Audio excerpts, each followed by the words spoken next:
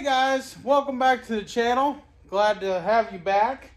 I've been out here all morning working on the Easy Go golf cart. We'll give you a good rundown on it. You guys seen in the last video how badly rusted it was in here. It still is, but I think this frame is solid. We're going to try to find somebody to sandblast it so I can tell if any frame needs repairing or not. I don't think. I know it's going to be pitted. There's nothing I can really do about that. I'm not really worried about it. It is a golf cart, but we want this thing to be super nice. So we cut out everything, and really this piece should go, but I'm going to keep it for now as a guide because the brake cable and the cables are in great shape. They actually look newer, actually. And all the brakes work and everything. We'll go over that. But there's a lot of rust on here. This part here is pretty thick and solid. But like I said, I'm going to keep it because I'm going to put a new piece in here. A stronger, more durable piece. Because this is where we're going to have one of the motor mounts. And then we're probably going to have another motor mount like up in here somewhere. And we'll have to put a new bars in on each side here.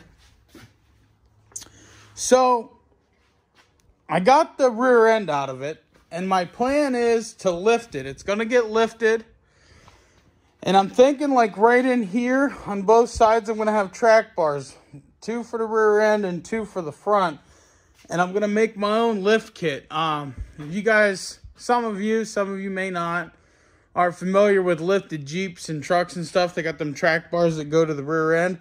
That's what we're going to do with Heim's joints.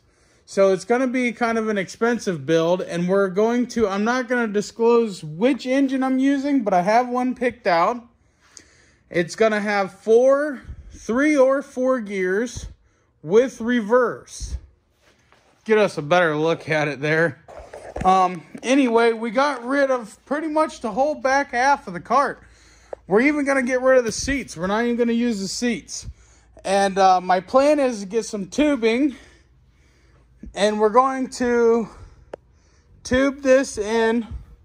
We're still going to utilize this chassis. This chassis here, we're going to utilize that. But the plan is to tube this in kind of like a mini Jeep.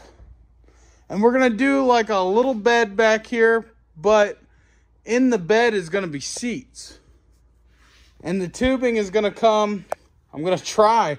I don't know if I can make the bends with that Harbor Freight tubing bender. I've made some awesome bends with it. Some of you guys watched other things I've built. I've made some awesome tubing, some awesome pipe bends with this. And it does great. And real quick while we're on the subject, I'll tell you how to get good bends on tubing, because this is a pipe bender. There is a difference.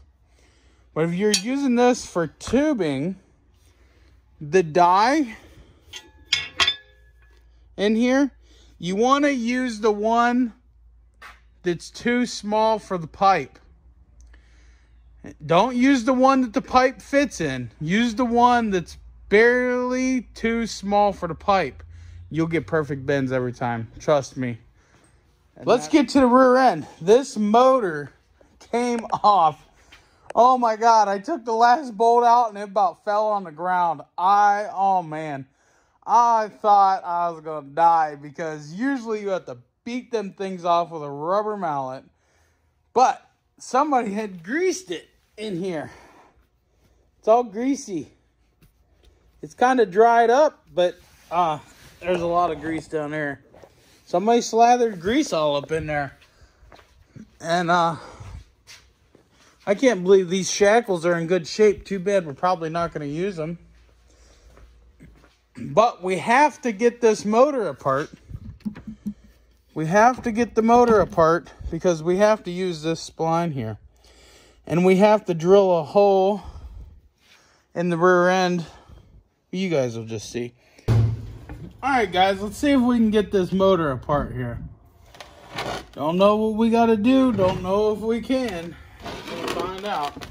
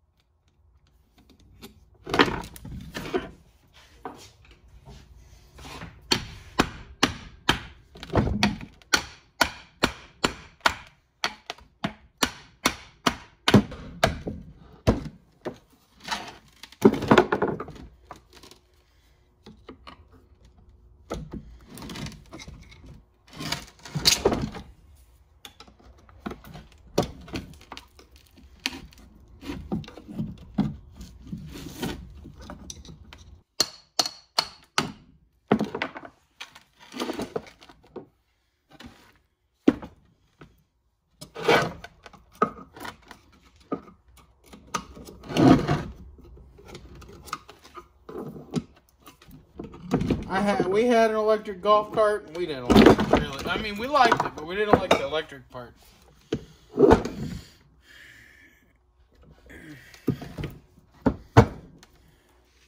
If you ain't got one of these things, gotta get you one.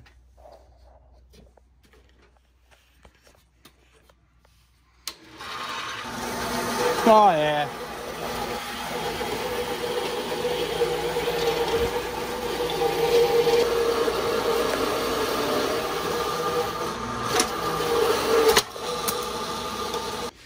After we had gotten that cut off with the bandsaw, we took and chucked the armature back up in that bearing, grabbed our grinder with a new grinding disc, held it steady, and just let her turn. She didn't turn out half bad. Of course, we're going to use that side to weld the sprocket to. Of course we are. And it's going to go in here, right on there. She slides right in. And that's where she'll live until we're ready to weld the sprocket on her. Guys, if you like what you've seen today, make sure you hit a thumbs up and leave us some feedback on what you think. A lot of people, they just sit back and watch, but we like to hear what you think. So let us know if you would do something a different way. Let me know. I'm always willing to listen. I'm always willing to try new things. It doesn't always have to go my way. So let me know. And maybe you have a cool idea that we can do with it. So well, that's where we're at today. And I'd like to thank you for watching. And I surely hope you'd stop by again for another video. This one will be our second video on the golf cart. So we shall see how it goes. I'm going to get some scrap taken down to the road so the local scrap guys can come by and grab it. And we'll see you later. Have fun. Look. That's not going to work.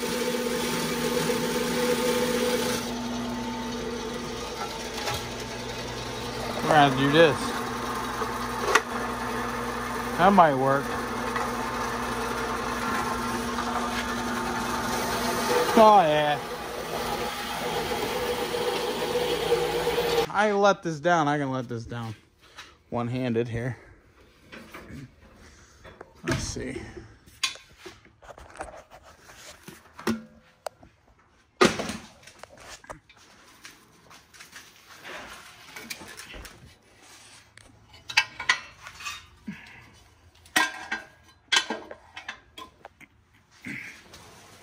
Okay. Get us a better look at it there. Anyway, we got rid of pretty much the whole back half of the cart.